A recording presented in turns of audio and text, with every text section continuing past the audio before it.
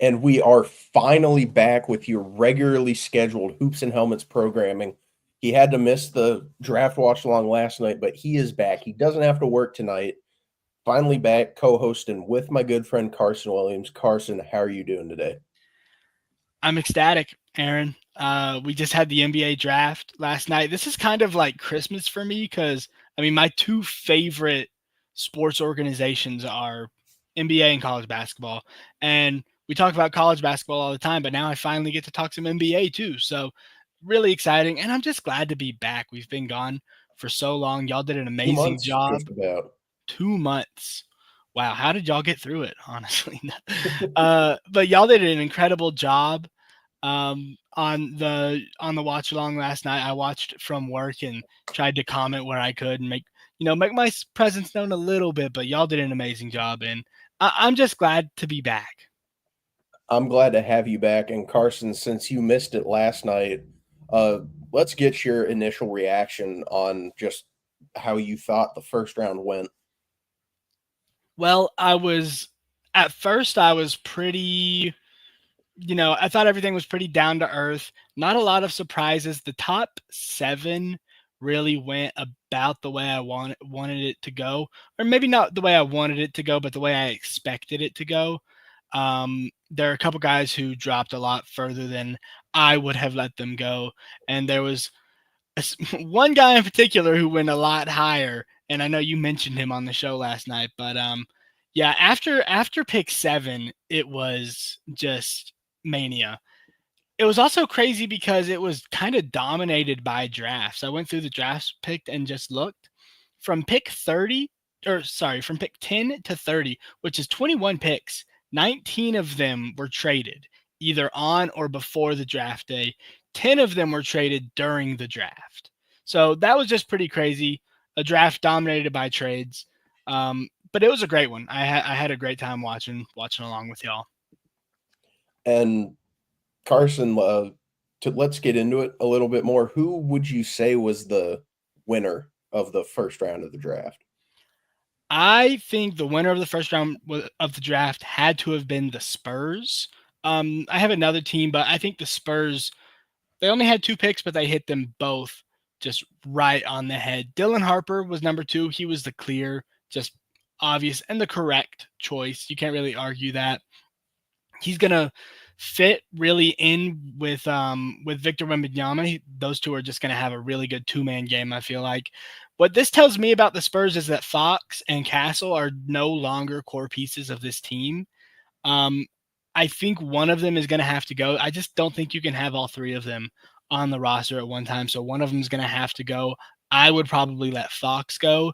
He's a little older, and I kind of think we've seen his peak, whereas Castle is still developing. But this gives them a lot more flexibility and just ability to make trades. I know Giannis has been a big talking point for the Spurs. I don't think that they're going to go through with that, but it does just give them a lot more flexibility. And then at 14, they got Carter Bryant, who I thought was good value for the pick that they chose him at. And he fits a need really, really well for the Spurs. He's going to provide good spacing for Harper and for Wemby, who likes to play on the outside, but obviously he's 7'4". So you'd like to get him some easy stuff inside as well. And Carter Bryant's going to provide spacing for him to do that. And he's going to be a really good spot up shooter. Because Dylan Harper loves to get downhill. He's not the greatest shooter right now, but he gets downhill basically at ease. And he's a good playmaker, so he's going to draw the defense in and then kick it out to Carter, who's a good 3-point shooter. So I thought they only got up twice, but they made the right choice both times. And to me, that's a win.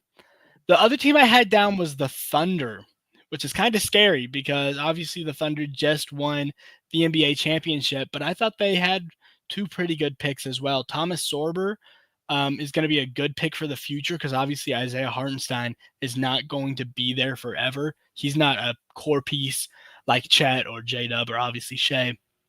So I think that Thomas Sorber is going to come in and he's probably going to sit back for a couple years, but when he gets in there, he's going to be, I think, a lot more polished. Especially Hartenstein is a really skilled big, uniquely skilled big, who has really good touch, really good passing feel. So I think once he does get in there, he's going to be a really good piece of this team. And so it's just a pick for the future, and he fits their timeline, in my opinion. And then at 24, they got Neat Clifford. I thought this was incredible value. Aaron, I know you saw my notes. I had Neat Clifford at, I think, 13, maybe 14. I can't remember. Oh, I can try and get that pulled up And if you want a uh, quick yeah, fact check. I think 13 sounds right. I think the Thunder don't have really a lot of needs. They're they're a pretty complete team. Mm-hmm.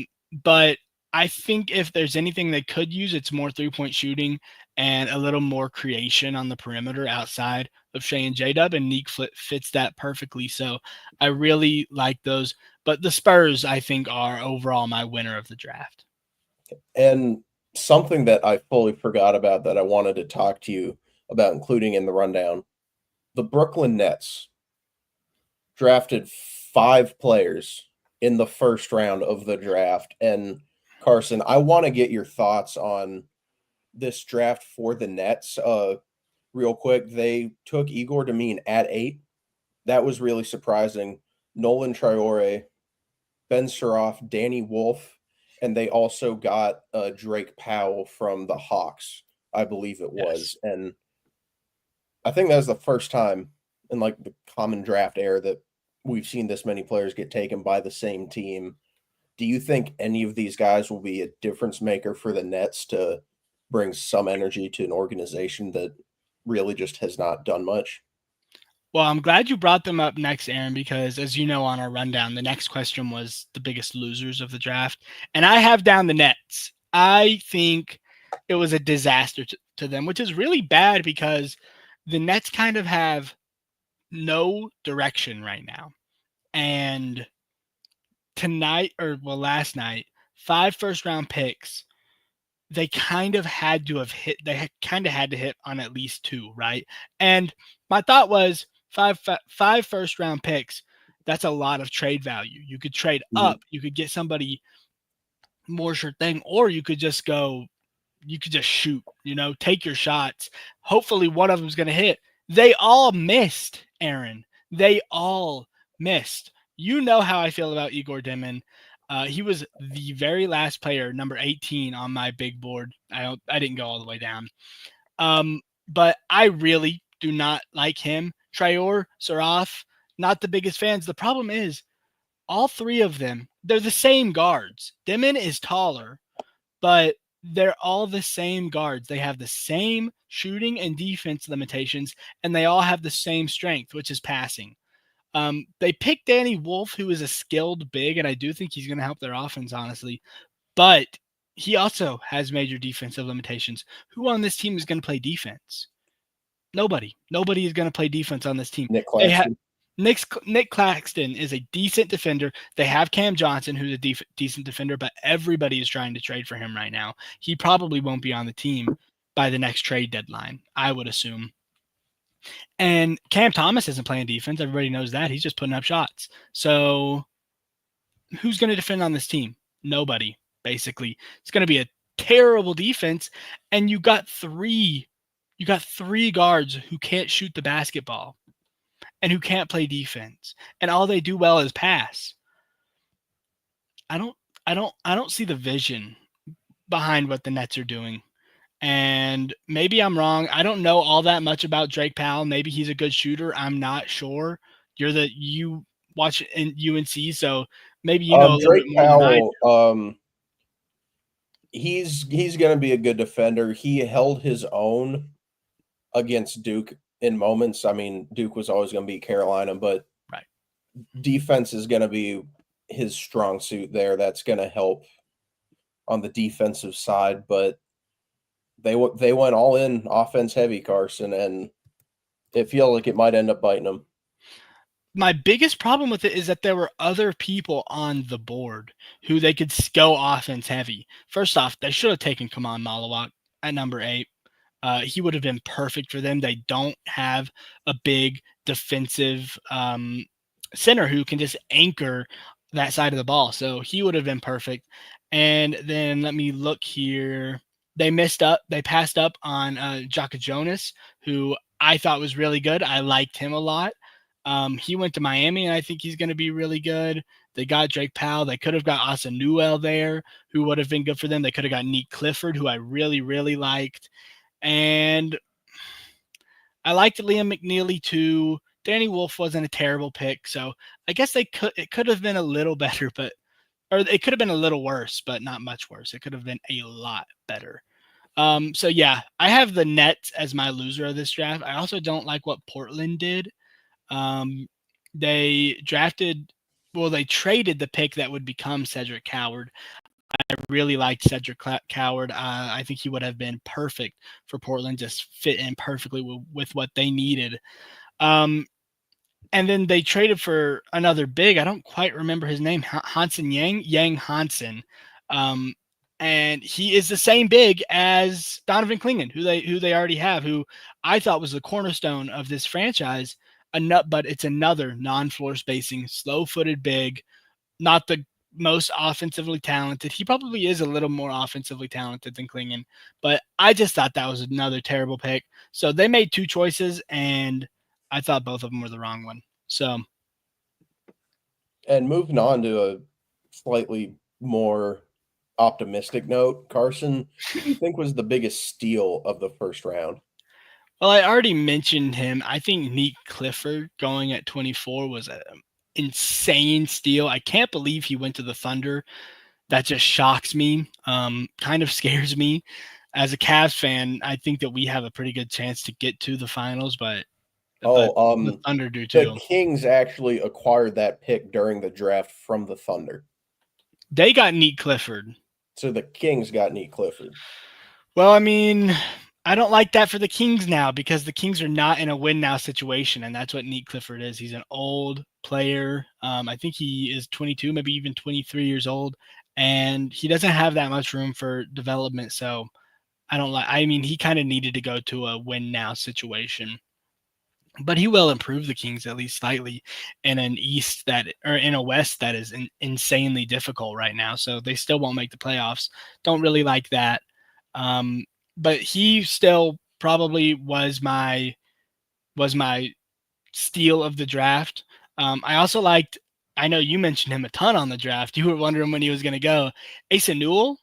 He slid to 23. He was number 17 on my big board. And looking back, I might even have him a little higher. I really like him. He went to Atlanta, and I really like that with Atlanta. I think he's going to be a really good lob threat for Trey. He runs the floor hard.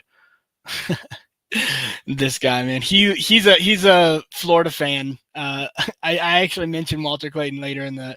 I will mention Walter Clayton later in this episode, but in terms of Asa Newell, I think he's just going to be a really good rim runner, finisher, lob threat, transition sprinter, kind of just a really good player to put around Trae Young. So I think that was a really good pick. And then Jaka Jonas, I mentioned him. He slid to 20th. He was number 12 on my big board. I thought he was exactly what the Heat needed. I would have liked them to get Walter Clayton as well, but I thought Jaka Jonas was a really, really good pick for Miami. Allows Hero to play off ball, which I think he is better playing off ball than he is on ball. Sneaky pick for Rookie of the Year, but we're going to get to that later. He's exactly what the Heat needed. And my last one, not much of a slide because he still went top 10, but come on, Malawak going to 10. I know y'all are with me on that one. I heard y'all yesterday why has Malawak not gone? And it was shocking me too. I didn't understand it. I was really hoping he'd go to Charlotte, and we'll talk Charlotte a little bit later, I think, in the show. If you watched last night, I had some strong feelings, to put it like that, but well, I agree with you. He would have been really, really good in Charlotte. He would have fit that need perfectly, and then they just made that need even worse. So, like you said, we'll talk about that later. I also thought he would have fit really, really well with the Nets. I thought he would have fit really, really well with Toronto. I thought he would have fit well with even the Pelicans, not as much, but the Pelicans as well. He would have fit anywhere because he's 7'1" with a 7'7" wingspan, and he's 250 pounds, and that's stuff you can't teach. So, in my opinion, I would have picked him at number 4 if I was a Charlotte Hornets GM, but I'm not, and I'm sorry about that, Aaron. Yeah, I'm sure they would and be in better shape if I were. that's the thing is I don't even hate the Knippel pick. It's we're gonna get sidetracked. We'll touch on that later, Carson. We mentioned him earlier in the show. I think I might know who you're gonna say for this, but who's a player that you think was taken too high in the Yeah, first round? yeah, you know exactly who I'm gonna say. Anybody who's watching right now probably does. Igor Demon. Just it shocked me. It hurt me. He was number 18 on my big board. I already said that. I was low on him compared to consensus. I feel like I saw him, some people even having him in the top 10, but most having him like 13, 14. So 8 was so high. He went over Kamal Malawak, and it's just crazy because it's not what the Nets need. Um, they do need a creator, but they need a shot maker as well. And they also don't really have anybody for him to pass to right now. Um, I guess Cam Thomas and or not Cam Thomas, Cam Johnson is a good 3-point shooter, so I guess he could give it to him, but it's not going to really solve anything, and I just don't think he's the guard for the future. He has major defensive limitations. He is a big guard. He's 6'8", but he is so slight and he is so slow. Basically every game I watched of him, he's just getting blown by or he's getting bullied basically every possession down. And that's just going to be exacerbated in the NBA where mismatch attacking is such a massive part of the game. So I thought that was a really bad pick. Um, I cannot believe he went 8, Aaron. That's crazy. And again, kicking it back to something a little more optimistic, who are some players that you're excited to see play on their new teams? So a couple players I really like. I said I really like Asanul in Atlanta. He's just going to be a good rim runner, a good lob threat, a good transition player, and we're going to see a lot of trade Anul lobs, which is just going to be fun. It's going to be really fun. I think they should probably get. He can play some small ball 5, but he is a little small for that. So I think they should still probably go for a traditional center, but I really like Asa Newell in Atlanta. I also like Concanipple in Charlotte. Mhm. I know we talked about that, and like you said, it's not. We're upset about the Charlotte pick because they could have had Kaman Malawak, but it's not because of Concanipple. He's a really good I player, know. a I great 3-point am shooter. excited to see what he can do with LaMelo. I think it could be a really exciting pair to watch, and Mhm. I'm looking forward to it. But the Mark Williams trade leaves the Hornets with Yusuf Nurkic as the best center on the roster, and you cannot feel good about that going into the season. No. And we'll touch on best available players later on in the show. There are a couple good centers left. The Hornets have the third and fourth pick in the second round. They can maybe get a guy there, but you just can't feel good about it. I like what they did for the offensive side of the ball with Concanipple and Liam McNeely. Those are some good additions, but man, I don't understand it. I Yeah. get that they already tried to trade Mark Williams. He failed his physical. They want him gone because he can't stay healthy. It feels like they're I don't want to say embracing the suck or tanking, but it kind of feels like that a little bit. How long are you going to embrace the suck, though? How long are you going to embrace the tanking? Evidently until 2029. They got a 2029 first. Oh, I feel bad for you as a Charlotte fan. It's It's it's it's not good, rough. man. It's unfortunate, but Hey, you could always go to you're in Ohio now. that's You're true. I could. I'm not going to do that. I respect it. I I will respect not it. do that. But yeah, I think they should have gotten Malawak. But I still do like Concanipple. And like you said, I just think that we can see a lot of just a lot of fun between him and LaMelo. And he's just gonna be a good fit with LaMelo. Mhm. Maybe can even help his shot selection and the spacing there. So, and I mean, he's got a pretty easy path to getting early minutes because, again, the Hornets are not a very good team. So I think he'll see very true. good minutes pretty early in his career. He's probably going to start. I mean, I can't imagine him not Is he starting. going to start at the 3? I would say he Yeah. has to. I would say it's going to be LaMelo. It's going to be Brandon Miller. It's going to be Concanipple. Who's the 4 there? Bridges. Bridges. That's right. Miles Bridges. And I don't like to Yusuf think about Nurkic. him. Yeah. So Ooh. that's honestly a decent little starting 5 if everybody could stay healthy. But Yusuf Nurkic is bad. It gets once you get to the 5 spot, it drops off big time. Yeah, big time. Yeah. But I really do like that 1 through 3. I'm not the biggest LaMelo fan, but I'm a big Brandon Miller fan, and obviously I'm a big Bridges is good too. I just don't like to talk about him. He's solid.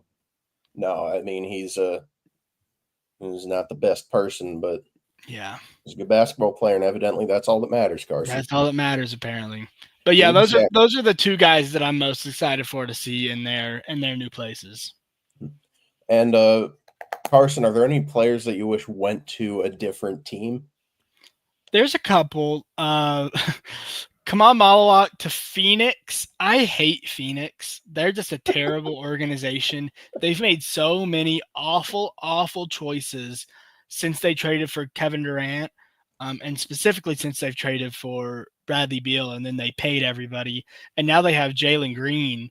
And it's like I think that they have a fundamental disconnect on how to win basketball games. So I really don't like Phoenix, and I hate it for Malawak. It is a good pick for them, but I hate it for Malawak. Like I said, I wanted to see him in Charlotte. That would have been a lot of fun with him and LaMelo. I also would have liked to see him maybe in Toronto. Him and Scotty Barnes, that would have been a really, really good defense. RJ Barrett's also a good defender. I would say Charlotte was probably my number 1 destination for him. And then I also would have liked to see Cedric Howard to Portland. I don't think he's terrible in Memphis. He's going to fill Desmond Bane's spot very well. But Ja isn't the best playmaker, so I don't think he's going to fully utilize Coward. And Coward's old, so he's not going to develop that much. He's still going to develop, just not at the same margins of these other guys. I really would have liked him in Portland. Besides Scoot, who is a downhill, I'm not a big Scoot guy either, but besides Scoot, who is a downhill rim pressure, he would have just provided a lot of spacing and a good support valve to, just kick it out whenever the defense collapses. So that's who I would have liked to see, or that's where I would have liked to see Cedric Howard go. And then I got to shout this guy out because my brother is watching and we were texting during the draft and he really wanted this guy. He's a Miami fan. He's also a Florida Gators fan. I would have liked to seen Walter Clayton Jr. at Miami. I think it would have been a good fit.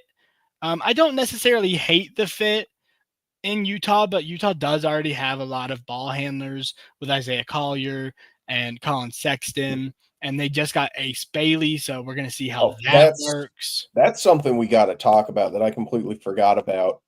Evidently, Ace Bailey was not expecting the Jazz to draft him whatsoever. He did not think he was going to Utah, Carson. Of course he didn't. He said he wanted to go to Washington, he wanted to go to Charlotte, or he wanted to go to Brooklyn. I thought he was trying to avoid going to Charlotte. I thought like the Hornets and the Jazz were the 2 teams where he was like, nah. Oh, maybe he was. Maybe I misread that or something. But either way, I know he wanted to go to a big market. I know he also thought he was going to go top 3, which is why he was turning down draft interviews. He was saying, I'm a surefire top 3 lock, which is why I'm just saying this guy he doesn't know how to play winning basketball. This isn't high school anymore. This isn't even college anymore. You're going to the NBA. So first off, you get drafted where you get drafted and you be happy about that. Okay. Not everybody can be Eli Manning. Second off, you have to know what wins games. And Ace Bailey is not a great ball handler. He doesn't have insane athletic burst. So I think he's also just not the most physical. He has good physical tools. He's tall, he's got a good wingspan, but he's not the most physical guy. I think I think needs to play coming off screens and catching shoots and one dribble pull ups instead of crossover behind the back, shoot it in your face and brick it. So that's the only thing is I hope the Jazz can get him to buy into an off ball role, and I hope they put Clayton at the one, um, or even maybe a ball handling two. I think that is the outlook for this team. I just don't know if Ace Bailey is going to buy in, and that's why I'm a little worried for the Jazz. I would have liked to seen him go one pick later to Washington. Washington has a lot of vets on their team right now. They just got CJ McCollum. They have Chris Middleton. Um, so I think that would have been a good place. They also have Marcus Smart. So that would have been a good place, I think, to mentor him and say, hey, you need to make this pass. If you make this pass, then you'll get this shot. I think Ace Bailey needs that mentorship, and he just doesn't have it right now in Utah. So I'm a little worried about that. I do like that for Trey Johnson, though. I think he's going to develop into a really nice player because he's got CJ and Chris Middleton around him. And Carson, second rounds tonight. I did not realize that the 2 rounds were split up until like 3 days ago when we were talking about doing the watch along last night. But who are your best available players? My best available player right now, I only wrote down one guy. And maybe I should have written down more, but I'm really hot on this guy, and maybe that's because I'm a Duke fan, but I really like Tyrese Proctor. He is an older player. He is a junior right now, or he was a junior in college last season. He would be going into his senior season. He's an inconsistent shooter, but he is a good shooter overall. He can give you a few clunkers, but overall he's a good shooter, and I think he's going to be a good NBA shooter. One thing I really like about him is his portability. He can play off ball and on ball at a pretty high level. He is a slithery player when he has the ball in his hand, so he can get to his spots pretty consistently. He's really good at getting around defenders to get his shot up. He is a very good playmaker. I remember his freshman season, and I don't remember who we had as at our point guard position, but we moved Tyrese Proctor because, I mean, basically immediately we just saw the value in him as a lead playmaker. So he's a good passer. He's also a really great defender, a great perimeter defender. He's got good size and length. He's 6'5" with a 6'7" wingspan. So I just think he's going to be an impactful, winning player all around. One place I'd really like to go to see him, Aaron, is Charlotte.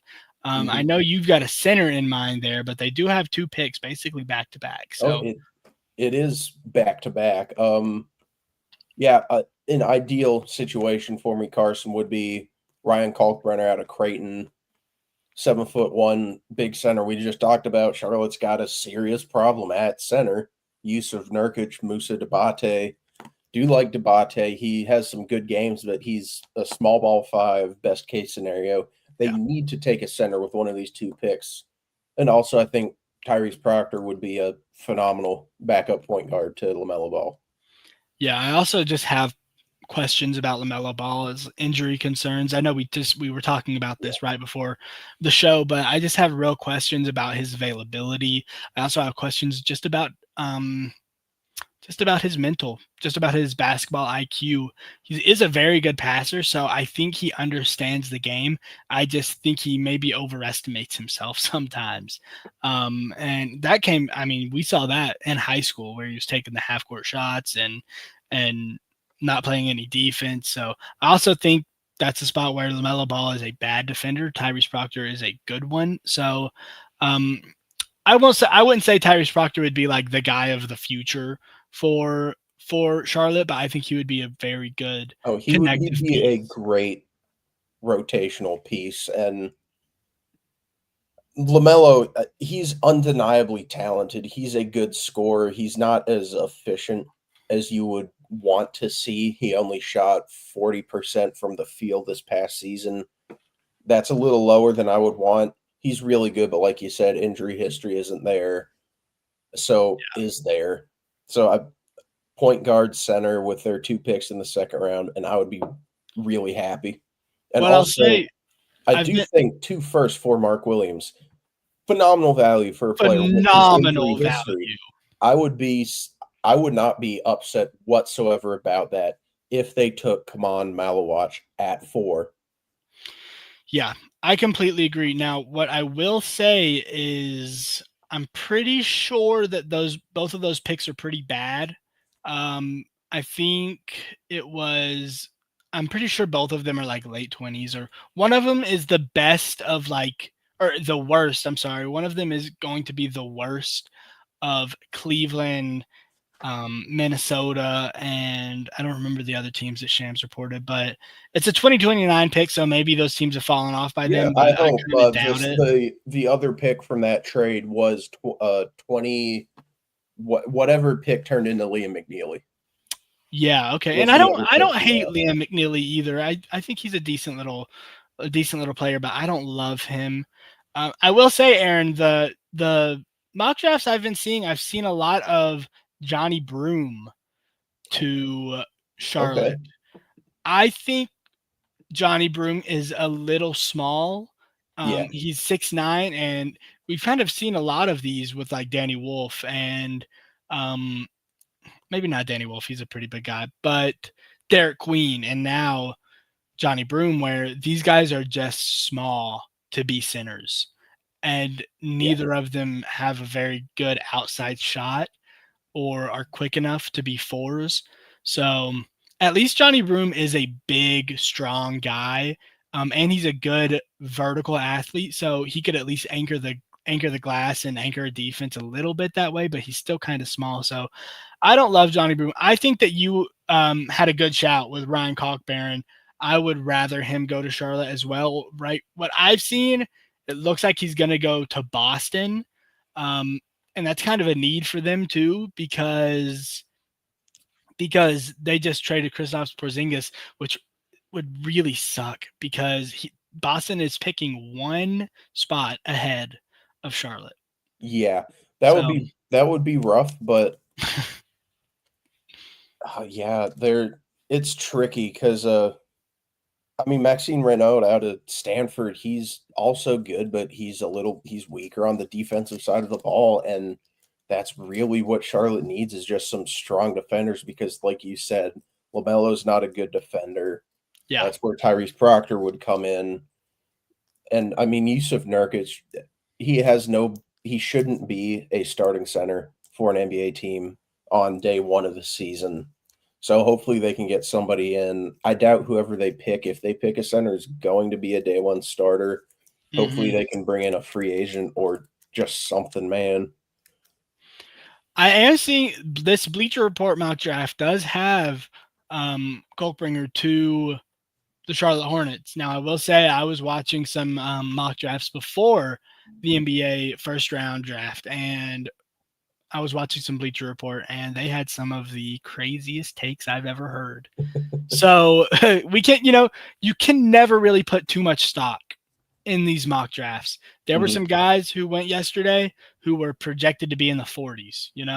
So Yang Hansen, for example, was not projected to be an NBA first round pick, at least from what I've seen, and I wouldn't have picked him either. So you can never tell. I hope it, in my opinion, dream scenario for the Hornets: Kolkbringer at 33, Proctor at 34. Yeah, that would be great. And last thing we're going to talk about before we get off, Carson, is who are a couple players that you think have a strong chance at winning Rookie of the Year? This is a really hard one. Because I don't think there's like normally I feel like there's just one or two or three guys even where it's like, oh yeah, perfect. Like this is going to be like that is a rookie of the year right there. I didn't think there were a lot of those guys. I think most picks, and this is a problem with the NBA, and it's kind of why I think that we need an expansion. there's so much talent. There are so many talented basketball players to the point where almost every single player who is drafted, there's a little bit of competition there. Like one guy I almost shouted out was Jeremiah Fears, who went to New Orleans. But who did New Orleans just get? Was it Jordan Poole? I think it maybe was Jordan Poole. So I have a couple guys I want to shout out. Kaman Malawak at Phoenix. I had him as a rookie of the year pick for a long time. Phoenix was not my favorite place for him to go, and we've already talked about that. Phoenix also just got Mark Williams, so that could cut into Malawak's playing time a little bit, but and his productivity a little bit. And rookie of the year is kind of just basically about the stat box, like they don't really. It's not like MVP. It's who put up the most points, who grabbed the most rebounds, who got the most assists, blocks, steals, stuff like that. But I do still think he's going to be very productive. I think he's going to be their starting center day one. I would have Mark Williams behind him. Also, Mark Williams, the way it's been going, he's probably going to be out for a good bit of the season. So then Malawak is going to be like their guy. So right now, I would probably pick him for rookie of the year. I also want to shout out Yaka Jonas from the Heat. I do really like him as well. And I just think that's a good fit with Tyler Hero. He could really rack up assists there.